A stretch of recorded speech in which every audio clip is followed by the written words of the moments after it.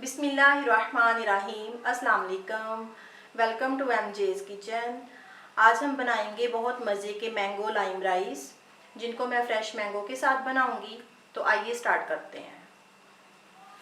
Mango lime rice बनाने के लिए मैंने फ्लेम ऑन कर लिया है। पैन में डालेंगे 3 से 4 टेबलस्पून ऑयल और 1 टेबलस्पून कुटा लहसुन।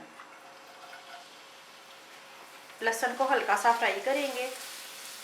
लहसुन को बस इतनी देर फ्राई करना है कि इसकी प्यारी सी खुशबू आने लगे, इसको कलर नहीं देना।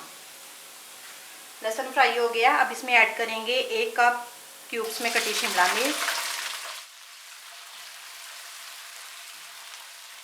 शिमला मिर्च को भी मैंने 1 मिनट फ्राई कर लिया है। अब इसमें ऐड करेंगे उबले चावल।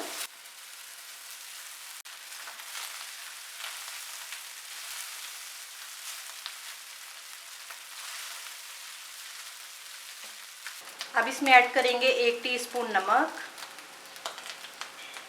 1 टीस्पून पिसी काली मिर्च, 1 teaspoon chicken powder, 1 tablespoon soya sauce और 3 से 4 टेबलस्पून लेमन जूस। अब इनको 1 से 2 मिनट के लिए स्टर फ्राई करेंगे।